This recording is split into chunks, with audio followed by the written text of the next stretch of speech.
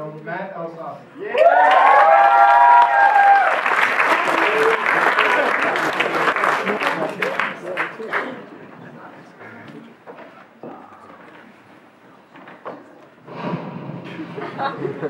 So I feel like a lot of you guys think I'm like a dick. And I think I'm just misunderstood. I think it's like you guys. I think a lot of Vassar kids are like super sensitive, like to get offended about things. You know, they're like, ooh, oppression, I read about this, yes. this. So trying to like apply it and shit. Well, like before I lose you completely, let me give you an example. So there's this girl who really fucking hates me, okay? Like, I mean, a lot of girls hate me, but she thinks I'm like a total racist. Like, she's calling me racist all the time. But like, she hates me so much that it's like cycling back to like admiration and stuff. Like, she's an anti-groupie. She comes to all of my shows. She comes to all my stand-up shows. She comes to all my hell shows, all my stand-up shows. But she doesn't laugh. She just like was waiting for me to say some shit, and she just watches like every show like this, like in the sun.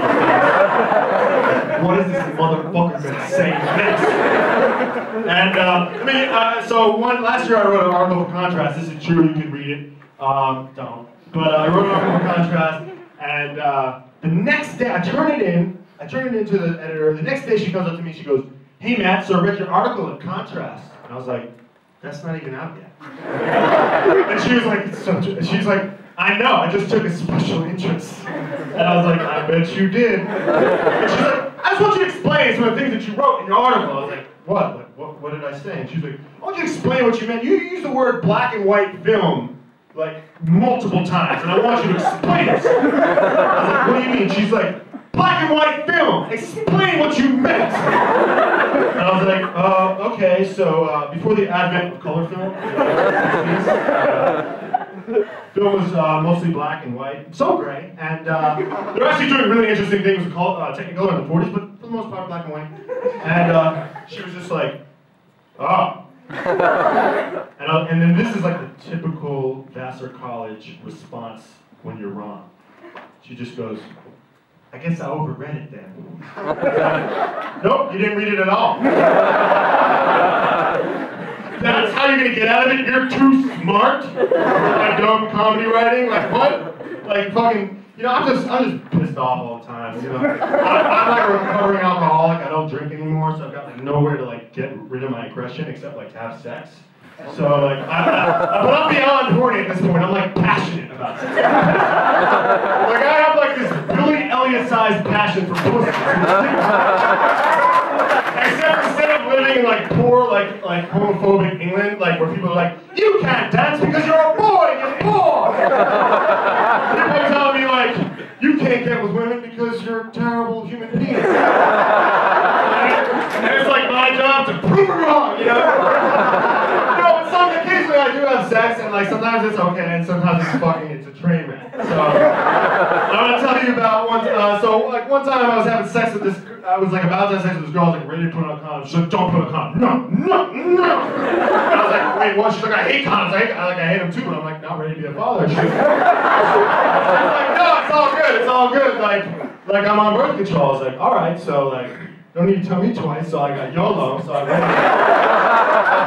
went in there raw, and we're friends, we're good friends now. It was a one-night stand. A month later, she's been with like a few other guys since me, a month from now, just to like put it lightly. And she was just like, "Oh God, Matt, like I'm so relieved." And I'm like, "Well, why are you relieved, dear friend?" And she was like, "I'm so relieved that I finally got my period." And I was like, "What?" She was like, yeah, I'm just so relieved I got my period. I'm like, "Well, you're on birth control, right? So odds are good that you're going to get your period." And she's like, no, I've been off birth control. And I was like, "Well, that was foolish for every subsequent sexual encounter you've had since me, right?" She's like, "No, I've been off it for years." And I was like, "What? You told me you were on birth control." She's like, "I hate condoms." I was like, "I hate them too." And she's like, "Look, it's my pot." And I was like, "That's almost as bad as if I told you I was wearing a condom and then wasn't, and then when you confronted me about it, I'd be like, what? It's my dick. It's got nothing to do with you." And she's like, "Matt, relax. People have to try to get pregnant." And I was like, "Oh, okay. By try, do you mean have sex without a condom?"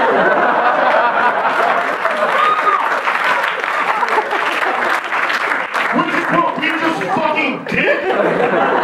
Getting pregnant isn't about intent. This isn't the Matrix. You don't have to believe.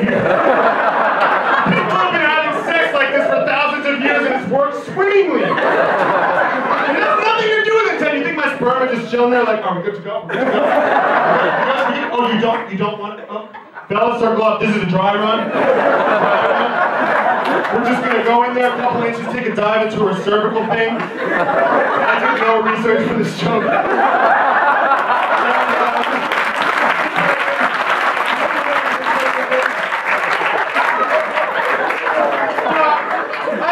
Have sex, I don't always have sex, One time I was getting a blowjob. Well, I was about to get a blowjob. This girl was like being all sexy. She was like going down there, she's like, oh yeah, like whatever, and she's being all sexy. She thought like she'd just slip in. She thought she'd just slip in. That she was like, so like I've never given a blowjob. And I was like, hot. And I was like, she's like, yeah, you're gonna have to teach me. I'm like, okay, like, wow, this is a lot of pressure, like. I haven't like sucked a dick since rehab. And